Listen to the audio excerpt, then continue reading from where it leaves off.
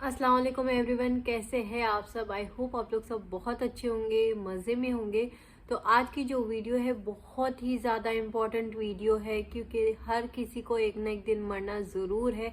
और हम सोचते हैं कि मरने के बाद हमारे साथ क्या होगा, कैसे होगा और क्या कुछ हो सकता है, तो हमारी सोच उतनी दूर नहीं जाती है। तो इस वीडियो में कहीं ना कहीं हमको एक आइडिया मिल जाएगा कि मरने के बाद इंसानों के साथ क्या होता है।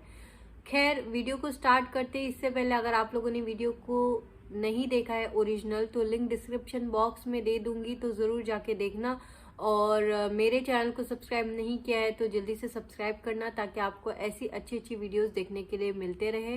स्टार्ट करते हैं वीडियो को। इंसान की मौत के बाद इसके साथ क्या होता है? इसकी रूह आखिर कहाँ चली जाती है? ये एक ऐसा सवाल है जिसका जवाब आज तक किसी मुर्दे ने दुनिया में आकर किसी इंसान को नहीं दिया, मगर इंसान हमेशा इसका जवाब जानने के लिए बेकरार रहता है। जिसका जवाब इस्लामी रिवायात के अंदर कुछ इस तरह से मौजूद है कि मरने के बाद इंसान की रूह इस दुनिया को और अपने मादी जिस्म को हमेशा के लिए छोड़कर एक ऐसे मकाम की तरफ सफर करती है जिसे आलम बरज़ख कहते हैं। लफ्ज़ बरज़ख का मतलब है पर्दा, यानी दुनिया और आखिरत दोनों से पर्दे की या इनसे अलग और छुपी हुई एक अलग नई दुनिया।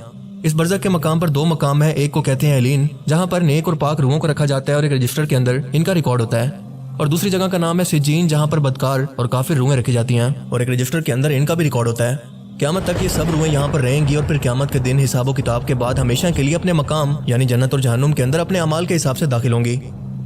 ये आलम बरज़ख की जिंदगी कैसी है, यहाँ पर लोग कैसे रहते हैं, क्या खाते पीते हैं, क्या दुनिया के मामलात के बारे में भी कुछ जान पाते हैं, या दुनिया में मौजूद अपने रिश्तेदारों को भी ये क्या कभी याद करते हैं? ये बहुत ही अहम सवाल हैं जो कि इस रूहानी दुनिया के मुतालिक सुनकर हर इंसान के ज़हन में पैदा होते हैं। मगर आज की इस वीडियो में हम इन्हीं अहम तरीन सवालों का जवाब इस्लामी रिवायत की रोशनी में जानने की कोशिश करेंगे कि क्या मुर्दे मरने के बाद भी अपने दुनिया में मौजूद रिश्तेदारों को याद करते हैं या इनके लिए दुआ कर सकते हैं? क्या एक दूसरे की रिश्तेदार रूहें आलम बरज़ख के अंदर एक दूसरे से मिलती हैं? अगर मिलती हैं तो क्या बातें करती हैं? क्या ये रूहें ख्वाब में आकर अपने रिश्तेदारों को अपना हाल बयान कर सकती हैं? या ये मर चुके लोग दुनिया में कभी अपनी रूह के साथ वापस आ सकते हैं? क्या आप कभी अपने प्यारों को जो कि इस दुनिया को छोड़कर जा चुके हैं, क्या कभी इनसे मिल पाएंगे? आइए जानते हैं। दुनिया में मौत के बाद इंसान की रूह को कब्र में वापस हिसाब किताब यानी मुनकिर नकीर फरिश्तों के सवालों के लिए वापस भेजा जाता है, जिसके बाद इसके अमाल के मुताबिक या तो जन्नती नौरानी दो फरिश्ते इसे लेकर आसमान में आलम बरज़ख की तरफ जाते हैं, या फिर गुसीली और आग जैसी डरावनी शक्ल के दो फरिश्ते इसे लेकर इलीन की तरफ बढ़ते हैं, जैसा कि शख्स के अमाल थे। बरज़ख में क्योंकि सिज्जीन बुरी और बदकार रूहों का ठिकाना है, इसीलिए वहां पर पहुंचते साथ ही क़यामत के हिसाब किताब से पहले इन बदकार रूहों पर अजाब शुरू हो जाता है। इन्हें आग के बिस्तर पर लिटाया जाता है, कैद किया जाता है और जलाने के अलावा बहुत सारे दर्दनाक अजाब यहाँ पर शुरू हो जाते हैं। इसके साथ साथ इस जानवी रूह को एक खिड़की से अपना जानवी मकाम जहाँ पर इसने हमेशा रहना है वो भी दिखाया जाता है कि तुम यहाँ पर हमेशा रहने वाली हो। जबकि एलीन में मौजूद नेक रूहों पर कोई पाबंदी नहीं होती, वो बिल्कुल एक बाग की तरह खूबसूरत जन्नत जैसी जगह पर एक दूसरे के साथ मौजूद होती हैं, एक दूसरे से मिलती हैं। अगर इनका कोई रिश्तेदार दुनिया के अंदर मर कर एलीन के अंदर नहीं पहुंचता तो ये एक दूसरे को पहचान कर आपस में खुश होकर मिलती हैं, मगर शर्त यह है कि एक दूसरे की रिश्तेदार रूहें मर कर एलीन में ही पहुंची हो, ना कि सिज्जीन में। ये नेक रूहें एक दूसरे को पहचान कर आपस में खुश होकर मिलती हैं, बातें करती हैं और दुनिया के वाकयात को याद करती हैं जो वक्त उन्होंने दुनिया में गुजारा। और अभी आने वाली रूह से अपने रिश्तेदारों की खबर भी लेती हैं कि मेरा फलां रिश्तेदार, मेरा बेटा, मेरी माँ, मेरा बाप, मेरी बहन, मेरी बेटी या दुनिया के अंदर मौजूद मेरा कोई भी रिश्तेदार किस हाल में है, क्या वो जिंदा है? अगर ये अभी आने वाली रूह ये कहे कि तुम्हारा बाप, बेटा, बहन या बेटी तो कई सालों से मर चुकी है, मगर ये लोग यहाँ पर एलीन के अंदर नहीं पहुंचे, तो ये नेक रूह समझ जाती है कि यकीनन उनको सिज्जीन के अंदर भेजा गया होगा। यानी अगर आपके माँ बाप या कोई भी और करीबी रिश्तेदार फौत हो चुका है तो आपके दुनिया के अमाल आपके इस रिश्तेदार को बताए जाते हैं, मगर इस वक्त तक कि जब तक इस बताने वाले शख्स को खुद दुनिया में मौत आ गई। यानी अपनी मौत से पहले जो कुछ भी इस नई आने वाली रूह ने दुनिया के अंदर आपके रिश्तेदारों के बारे में देखा है वो यहाँ पर आकर दुनिया के हालात बयान करती है। इससे एक बात और भी वाज़ेह हो जाती है कि ना तो रूहों को गैब का इल्म होता है और ना ही दुनियादारी के मामलात का कि वहाँ क्या चल रहा है, इल्ला माशाअल्लाह, क्योंकि मरने के बाद हमेशा के लिए इनका ताल्लुक अब दुनिया से खत्म हो चुका है, जो कि अल्लाह ताला का कानून है। मौत के बाद का ये तमाम सफर और अपने रिश्तेदारों से मिलने का ये तमाम अवाल सुनन नसाई हदीस शरीफ 1834 के अंदर बयान है। अब अक्सर हम देखते हैं कि कई बार हमारे मुर्दा रिश्तेदार हमारे ख्वाबों में आकर अपने हाल या किसी और चीज़ की खबर देते हैं, जो कि कई इस्लामी वाक़यात से भी साबित है। खुद आप सल्लल्लाहु अलैहि वसल्लम ने भी अपनी वफात के बाद हज़रत हुसैन अलैहिस्सलाम के कत्ल की खबर दी, जो कि मसनद अहमद के अंदर कुछ इस तरह से बयान है कि अब्दुल्ला बिन अब्बास कहते हैं कि मैंने एक दिन दोपहर को नबी पाक सल्लल्लाहु अलैहि वसल्लम को ख्वाब में देखा। आपके बाल बिखरे हुए और गर्द आलूद थे और आपके हाथ के अंदर एक खून की बोतल थी। मैंने पूछा, मेरे माँ बाप आप सल्लल्लाहु अलैहि वसल्लम पर कुर्बान, ये क्या है? आपने फरमाया, ये हुसैन और इसके साथियों का खून है, मैं इसे सुबह से इकट्ठा कर रहा हूँ। इसके अलावा कई वाकयात के अंदर किसी के मुर्दा रिश्तेदार ख्वाब में आकर कोई खबर देते हैं जो कि वाकई बाद में सच साबित होती है। तो क्या इसका मतलब ये है कि आलम बरज़ख के अंदर रूहों को ये इख्तियार होता है कि दुनिया के अंदर किसी को भी अपने हाल की खबर दे सकें या कोई खबर देकर उनकी मदद कर सकें? نہیں، ایسا بالکل نہیں ہے، بلکہ سچ تو یہ ہے کہ یہ ٹینشن کی حالتیں ہو سکتی ہیں، کیونکہ ایک تو یہ کہ اکثر لوگ صدمے کی وجہ سے کسی اپنے پیارے کی موت کو دل سے نہیں بھول پا رہے ہوتے، تبھی ان کے دماغ میں ان کی یاد ہر وقت رہنے کی وجہ سے انہیں خواب کے اندر دیکھتے ہیں جنہیں دماغ خود سے بناتا ہے، اور یہ آپ کا صرف دماغی تصور ہوا کرتے ہیں، نہ کہ حقیقت۔ دوسری حالت میں شیطان آپ کے رشتہ داروں کی شکل میں آ کر آپ کو گمراہ کرنے کی کوشش کر سکتا ہے، کیونکہ اللہ نے اسے یہ اختیار دیا ہے کہ وہ نبی پاک صلی اللہ علیہ وآلہ وسلم کے چہرہ مبارک کو چھوڑ کر دنیا کے کسی بھی انسان کی شکل میں آپ کے خواب کے اندر آ سکتا ہے۔ اور تیسری صورت وہ ہوتی ہے جب اللہ اپنی مرضی سے آپ کو کوئی خبر دینا چاہے۔ یہ اس روحوں کے بس میں بھی نہیں ہوتا، بس وہ اتنا ہی بتا سکتی ہیں جتنا انہیں اختیار دیا گیا، نہ اس سے کم نہ زیادہ۔ نیک روحیں ایک دوسرے کے رشتہ داروں کا علین کے اندر انتظار کرتی ہیں، بالکل ایسے ہی جیسے ایک مسافر اپنے گھر والوں سے دور ان کے ملنے کا انتظار کرتا ہے۔ آپ کے رشتہ دار دنیا کے اندر آپ کے حالات کے بارے میں آنے والی روحوں سے سوال کرتے ہیں، جس سے یہ ثابت ہوتا ہے کہ آپ کے مرنے والے رشتہ داروں کی روحیں آپ کو یاد رکھتی ہیں۔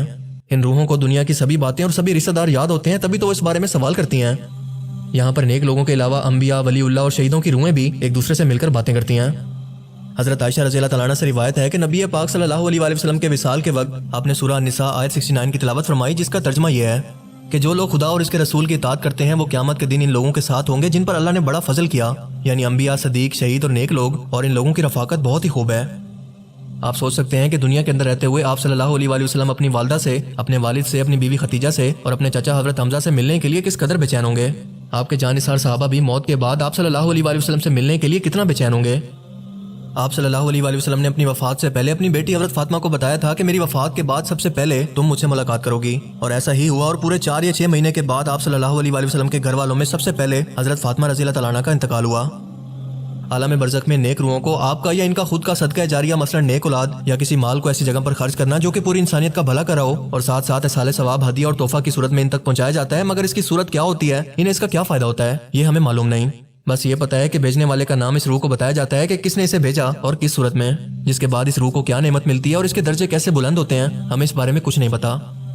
اللہ تعالیٰ سے دعا ہے کہ وہ ہمیں بھی ایسے ہی نیک لوگوں میں شامل فرمائے، ایسے لوگوں میں جن سے اللہ اور اس کا رسول راضی ہوئے، اور ہمیں بھی اپنے پیارے نبی صلی اللہ علیہ وآلہ وسلم کی زیارت اور ملاقات نصیب کرے اور جہنم کے عذاب سے بچائے۔ اللہ تعالیٰ ہمیں سمجھنے کی اور نیک عمل کرنے کی توفیق عطا فرمائے، آمین۔ تو دیکھا آپ لوگوں نے کہ ہمارا کتنا ضروری ہے اللہ کی عبادت کرنا، اچھے کام کرنا، اور اس دنیا میں ہم کیوں آئے ہیں، اللہ کی عبادت کرنے کے لیے۔ اور میں ہمیشہ کہتی ہوں کہ یہ جو دنیا میں ہمیں بھیجا گیا ہے یہ ہمارا ایک ٹیسٹ ہے، اور اس کا رزلٹ ایٹ دا اینڈ، جیسے کہ ہم مرنے کے بعد اس کا رزلٹ ہمیں پتہ چلے گا کہ ہم اچھے تھے اس دنیا میں یا برے تھے۔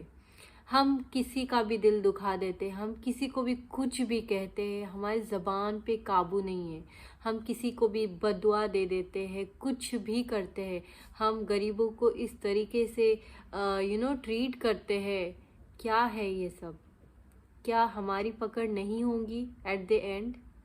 آپ بتاؤ کہ ہم جو کرتے ہیں، کسی کو دیتے ہیں، آج کل تو ہر چیز کھلے عام ہو گیا، ہم کسی کو کچھ دیتے ہیں، ہم اس کی بھی ویڈیو بناتے کہ ہم لوگوں نے یہ دیا وہ دیا۔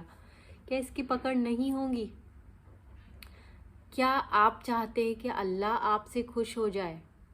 تو آپ جو بھی کر رہے وہ آپ کے، اس بندے کے اور اللہ کے بیچ میں ہو۔ ہر کسی کو مرنا ہے، پتہ نہیں آج میری موت آ جائے، کل آپ کی ہو، ہر کسی کو ایک نہ ایک دن مرنا ہے۔ اور ہم نہیں کہہ سکتے کہ ہم نے دنیا میں بہت اچھے کام کیے، ہمیں جنت ملیں گی یا پھر یہ ملیں گی یا وہ ملیں گی، نہیں کہہ سکتے، کیونکہ ہمیں پتہ ہی نہیں کہ ہم نے کیا اچھے کام کیے ہیں، کیا برے کام کیے ہیں۔ اور جہاں تک مجھے پتہ ہے، جب ہم نماز پڑھیں گے یا قرآن شریف کھولیں گے، پڑھیں گے یا دوسروں کی مدد کریں گے، یہ سارے اچھے کام ہوتے ہیں، نہ کہ بس فون پہ بیٹھ کے اسکرول کرنا۔ پتہ نہیں کیا آپ اپنے آپ سے پوچھیں، کیا ہم ریڈی ہے مرنے کے لیے؟ کیونکہ موت تو آپ کو پوچھ کر نہیں آئیں گی، نہ ہی میری موت مجھے پوچھ کے آئیں گی۔ ایک نہ ایک دن ہر کسی کو آنا ہے، ہر پل آپ کا آخری پل ہو سکتا ہے۔ کیا اس کے لیے آپ پریپیئر ہو؟